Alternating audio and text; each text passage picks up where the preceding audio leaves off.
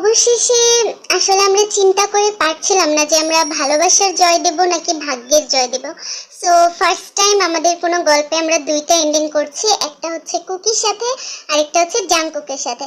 So সর্বপ্রথম আমরা কুকির সাথে মিল দিলে গল্পটা কেমন হতে পারে সেটাই দেখাবো, দেন সেকেন্ড পার্টে দেখাবো যে জাংকুকের সাথে মিল দিলে কেমন হতে পারে। আরে আমি তো আজকে চলে যাব, তো গ্রামের মানুষকে একটু জিনিসপত্র কিনে টিনে দিবি না? যা না জাংকুক, যা তে বৌমার সাথে গিয়ে একটু কেনাকাটা কর। কোথায় তোরা নতুন কাপল ঘুরবি ফিরবি তা না। আরে ফুপু আমার তো কাজ আছে, আমি তো যেতে পারবো না, আমি তো অনেক বেশি ব্যস্ত। সমস্যা নেই, আমি কুকিকে বলে দেই, কুকি নিয়ে যাবে ওর ভাবিকে। ঠিক আছে? আচ্ছা কুকি, যা তোরা, ঠিক আছে যা, আর যত টাইম লাগে লাগুক সমস্যা নেই, ভালোভাবে সব কেনাকাটা করে নিয়ে আসিস। ঠিক আছে, যা যা যা তাড়াতাড়ি যা। এটা কেমন কথা? স্বামী থাকতে দেবরের সাথে যাবে? এই জিনিসটাকে ভালো দেখায় নাকি? আজব তো, কি বলতেছিস তুই এগুলা? মানে আমি বুঝলাম না, এটা কেমন কথা? যা তুই যা, কাজ পরে করবি, তোর কাজ না হয় কুকি করবে। তো কি হইছে, হাজবেন্ডের সাথে যেতে হবে? কই তুমি তো তোমার দেবরের সাথে আসছো, এটা কেউ কিছু বলছে? এটা কোনো কিছু হইলো? এটা তো কোনো ব্যাপার না। যাক কুকি, তুই যা, তেকে নিয়ে শপিং এ যা, আর তেরও কিছু কেনাকাটা আছে সেগুলো তুই করে দিস, ঠিক আছে? চিন্তা নেই। আর এখানকার ডিপার্টমেন্টটা আমি সামলাবার। ফুপি তুমি আমাকে সময় দিবা না? মা, এত বুদ্ধি কুকি ভাইয়ের মাথায়, কি সুন্দর প্ল্যানিং করে দিল আমার আর কুকি টাইম স্পেন্ড করা। সো সুইট, কত সুইট উনি। না বাবা, তোদের শহরের মানুষের কোনো কিছু আমি বুঝি না। মানে হাজবেন্ড থাকতে কেন দেবরের সাথে যাইতে হবে? এটা মানুষ কি বলবে সেটা একটু ভাববি তো। ফুপি, মানুষ কি বলবে? হ্যাঁ, মানুষের হাজবেন্ড যখন বিদেশে থাকে তখন কি সে দেবরের সাথে কোথাও যেতে পারে না? নাকি সে ছোট ভাইয়ের মতো আই মিন মানতে পারে? এটা কোনো ব্যাপার না। যা কুকি তুই নিয়ে যা। হ্যাঁ আমরা যাই, ওখানে অনেক শপিং এর বাকি আছে, সবার জন্য আমি শপিং করব। চলো কুকি। এবার আমাদের তে আর কুকি শপিং মলে চলে গেল। আসলে তারা মূলত শপিং মলে প্রথমে যায়নি, তারা সর্বপ্রথম সেখানে গিয়েছিল যেখানে তাদের ফার্স্ট ভালোবাসা হয়েছিল। দেখা যাক কি হয়। তুমি কি এইভাবে আমার দিকে তাকায় থাকবা? 1 ঘন্টা থেকে আমার দিকে তাকায় আছো তুমি, মানে কথা কি বলবা না? আমরা কি কথা বলবো না, একটু এনজয় করবো না? হ্যাঁ, তাকায় আছো কিসের জন্য বলো তো? কুকি, কোন ধান্দায় পড়ছো আমার দিকে তাকায় বলো তো? তুমি আমার দিকে তাকাও না। থামো না তে একটু প্লিজ, তোমার চেহারাটা আমাকে একটু দেখতে দাও। আমি আমি কয়েকদিন তোমাকে শান্তি মতো দেখতে পারি নাই, আমি তোমার চোখে চোখ মিলাইতে পারি নাই। এই মুখটার দিকে তাকিয়ে থাকার জন্য কত চেষ্টাই না আমি করেছি। কথা বলো না তে, তোমাকে একটু দেখতে দাও। আমি জানো, আমি একটাবারের জন্য ভাবছিলাম আমি তোমাকে হারাই ফেলতেছি, আমি বাঁচতে পারতাম না, বিশ্বাস করো। চাঙ্কু, তুমি এরকম করে বলো না। এই কয়েকটা দিন অপেক্ষা করতে পারছো, আর কয়েকটা মাস অপেক্ষা করো, আমি তোমার সারা জীবনের জন্য হয়ে যাব। আমাদের 6 বছরের ভালোবাসা এভাবে ব্যর্থ যাবে না। কান্না করো না প্লিজ, তুমি কান্না করো না। এবার তারা অনেক কষ্টে নিজেদের চোখের পানি কন্ট্রোল করে নিজেদের অতীতের কথাগুলো মনে করতে লাগছিল। আমাদের তে আর আমাদের কুকি অনেক কষ্ট করেছে রিলেশনে। জান, তোমার মনে আছে আমাদের এই রিলেশন ভাঙার জন্য মানুষ কত কিছু করেছিল, কত কষ্ট সহ্য করেছিলাম আমরা, কিন্তু আমরা কিন্তু কেউ কাউকে ছাড়তে পারিনি। আর আমার হাতে ট্যাটুটা, হ্যাঁ আমার মনে আছে, তুমি তোমার হাতে ট্যাটু করছো আমার নাম দিয়ে, যেন আমি তোমার সারা জীবনের জন্য হয়ে যাই। তখন আমি তোমার ছিলাম কুকি, এখনো আছি, আর তোমার থেকে আমাকে কেউ কেড়ে নিতে পারবে না। জানো জান, এই ট্যাটুটা আমি কখনো ভাইয়াকেও দেখতে দিইনি, আমি ভাবছিলাম আমি সারপ্রাইজ দিব, আর এই সারপ্রাইজ দেওয়ার প্ল্যানিং এ আমার লাইফটাই সারপ্রাইজ হয়ে গেল।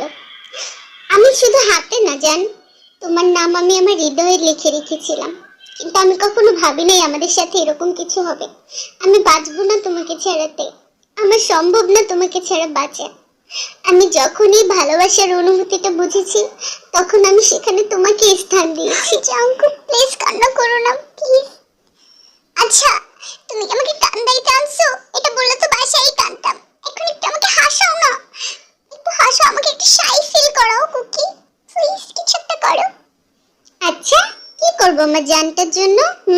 কি করলে আমার জান খুশি হবে শুনি, বলো না, হাসছো কেন বলো? বলতেছো না কিসের জন্য? তোমার জন্য তোমার কুকি সব করতে পারে। আমি জানি, আমার আগে যা করতে তাই করো। আগে যা করতাম তাই করবো? হ্যাঁ, একটা গানে সুন্দর করে হট করে নেচে দেখো। আমার তো খুব ভালো লাগে তুমি যখন নাচো, অনেক সেক্সি লাগে তোমাকে দেখতে, তোমাকে অনেক কিউট লাগবে বুঝছো। করো করো, তাড়াতাড়ি নাচ করো, একটু দেখি, একটু লজ্জা পাই। कब तक जवानी छुपाओगे रानी, सवारों को कितना सताओगे रानी, कभी तो किसी की दुल्हनिया बनोगी, मुझसे शादी करोगी, मुझसे शादी करोगी, ओह ओह ओह, मुझसे शादी करोगी। কেমন লাগলো জান? তোমার তুমসে তো শাদি করুঙ্গি, তোমাকে তো বিয়ে করবোই। এটা আবার গানের মাধ্যমে বলতে হয়। অনেকদিন পর তোমার নাচ দেখলাম জানো, অনেক ভালো লাগছে। আর তুমি কি সুন্দর ঢং করে নাচটা করলা, এত কিউট আমার কুকিটা। I love you so much Cookie. আমি জাস্ট অপেক্ষা করতে পারতেছি না আমি কবে তোমার হব। আর অপেক্ষা করতে হবে না, এটা আমাদের ভালোবাসার পরীক্ষা বুঝছো। আমরা দুজন কখনোই আলাদা হব না। হ্যাঁ, কেউ আলাদা করতে পারবে না আমাদেরকে। আমরা একে অন্যের জন্য, we made for each other. এত বছরের রিলেশনে কি কোনো খাত থাকতে পারে জান? আর তোমার কুকিটা তোমার জন্য কত পাগল সেটা তো জানি। হ্যাঁ জানি তো, কতদিন ঘুরছো আমার পিছনে, তারপরে কি এমন পড়া পড়ছি তোমার প্রেমে যে আর উঠতেই পারলাম না, আর উঠতেই পারলাম না, আর উঠতে পারবো না। আমি এভাবেই পড়ে থাকতে চাই তোমার প্রেমে সারা জীবন, সারা বছর মৃত্যুর পরে এভরি। প্রায় 3.5 মাস পর এভাবেই চলছিল কুকি, জাংকুক আর তেল লাইফ। হঠাৎ করে একদিন আমাদের জাংকুক এয়ারপোর্ট থেকে কল করলো আমাদের কুকিকে, আর খুব আর্জেন্টলি যেতে বললো এয়ারপোর্টে।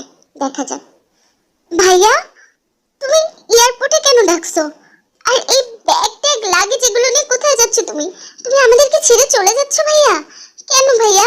আমি কি খুব বড় অন্যায় করে ফেলছি? আমাকে এত কষ্ট দিয়ে তুমি কিভাবে চলে যেতে পারো ভাইয়া? এটা এটা আমি মেনে নিতে পারবো না, প্লিজ। আরে থাম, বেশি সেন্টি না, এত সেন্টি কোথায় থেকে হইছিস? আমি কোথাও যাচ্ছি না, তুই আর তে যাচ্ছিস আমেরিকাতে, আর তোদের আমাদের ডিভোর্সটা হয়ে গেছে। আমেরিকাতে আমরা যাচ্ছি মানে? আরে পাগল, শোন, কি হইতো তুই আমার জন্য তোর ভালোবাসা স্যাক্রিফাইস করতি, তাই তো? তেও হয়তো তোর খুশির কথা ভেবে আমাকে হাজবেন্ড হিসেবে মেনে নিত, কিন্তু আমরা কি কেউ খুশি হতাম? না আমি ওর হাজবেন্ড হতে পারতাম, না ও হ্যাপি থাকতো। আপনি আহা, কান্না করতে হবে না। আমি যা করেছি একদম ঠিক করেছি, আর আমি এটা করলে আমিও খুশি থাকতে পারতাম না। শুধু শুধু 3-3টা লাইফ নরকের মতো হয়ে যেত। তো নরকের থেকে একটু সময়ের জন্য ভালোবাসার মানুষের সাথে থাকা অনেক শ্রেয়। আর তোমাদেরকে আমি বাইরে পাঠাচ্ছি কারণ এখানকার মানুষগুলো খুব ন্যারো মাইন্ড, তোদের অনেক কথা শোনাইতো। কিন্তু ভাইয়া আমরা চলে যাব, তুমি এখানে একা কিভাবে থাকবা? এটা সম্ভব না ভাইয়া।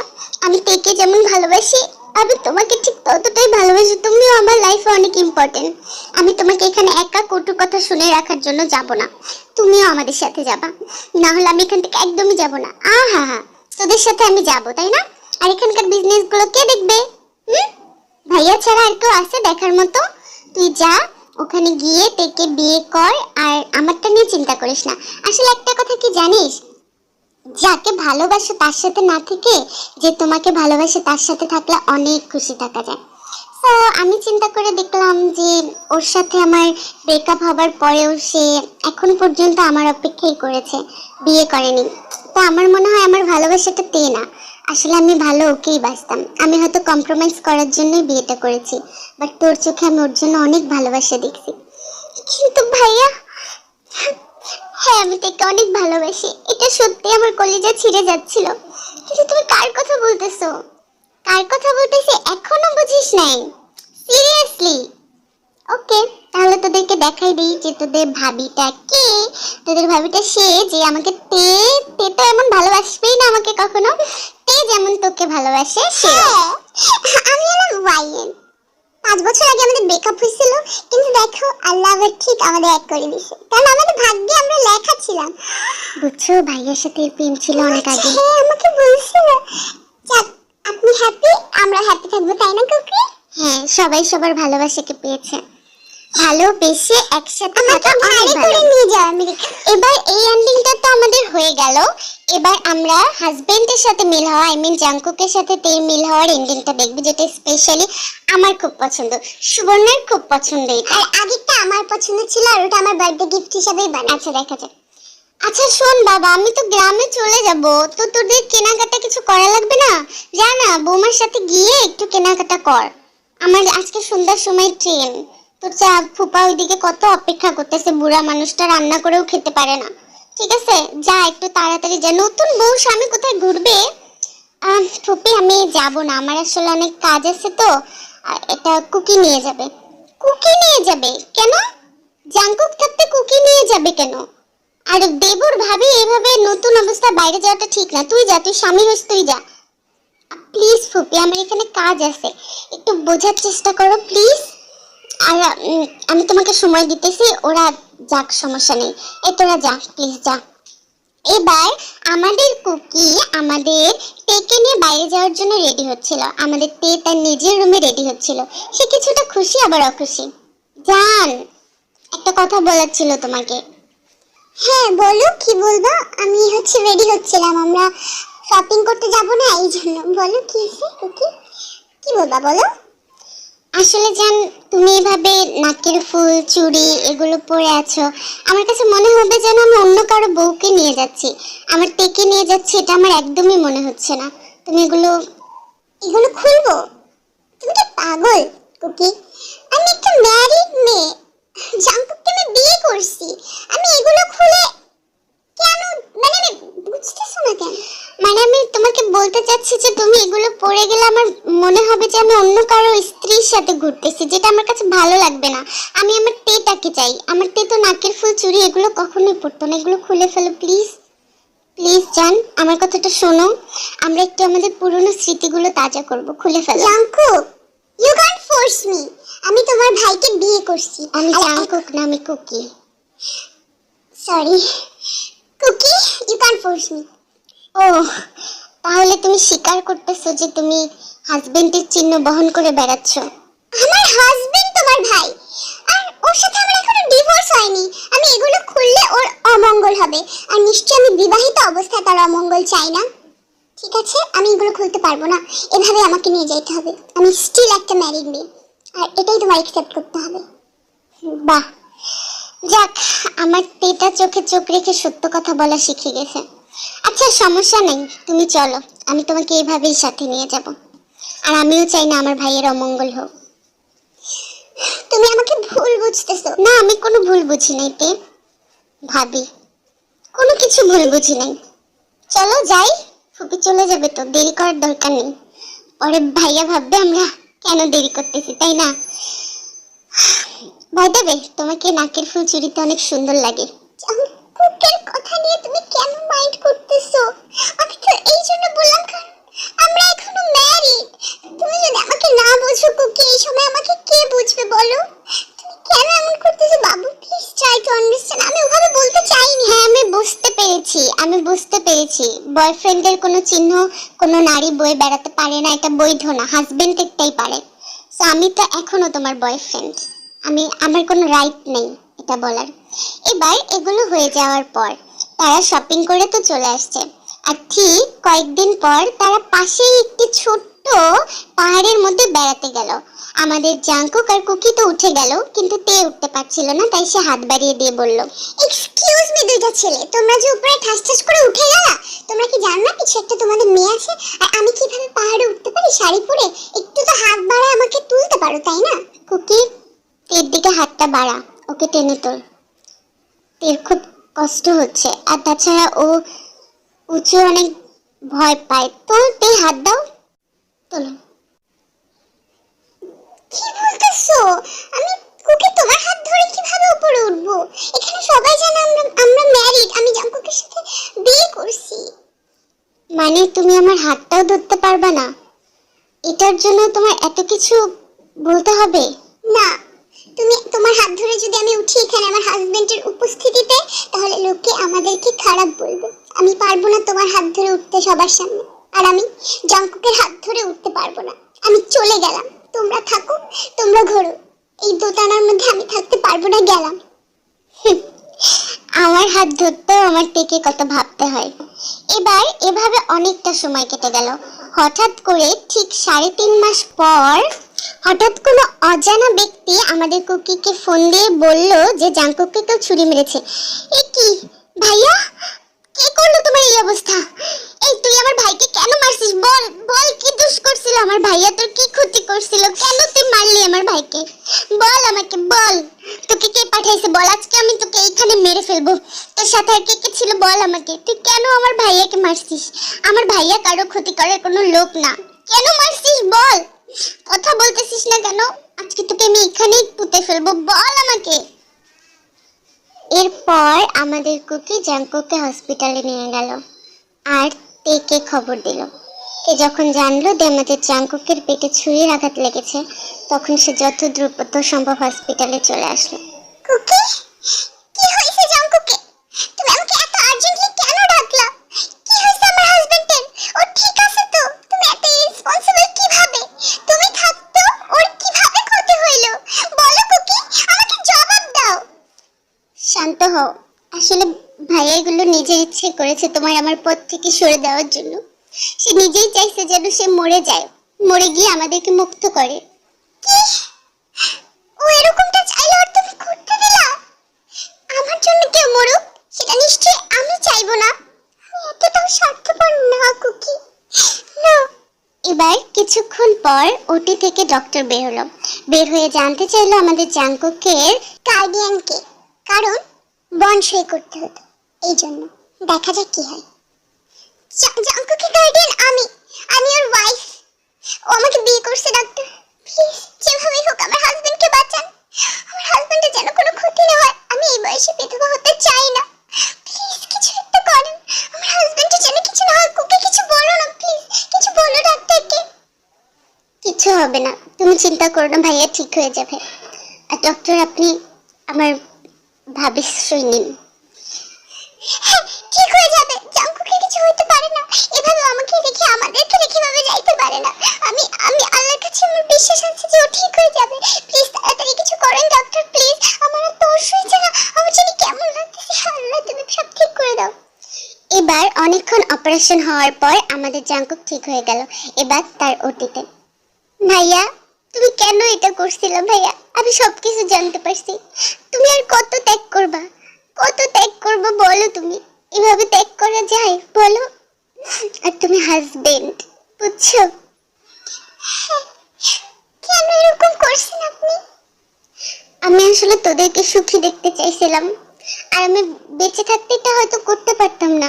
তোদের জন্য তো আমি আমার জীবনও দিতে পারি, বুঝলি? আপনাকে রেখে আমরা সুখী হব? আপনার বউ হিসেবে আপনাকে রেখে আমি সুখী হব না। আর কুকি আপনার ভাই হিসেবে আপনাকে ছাড়া খুশি হবে না, কখনোই না। আপনার গুরুত্বটা আমাদের জীবনে অনেক বেশি। হয়তো আল্লাহ এটাই চেয়েছিল যেন আমি আপনারই হই।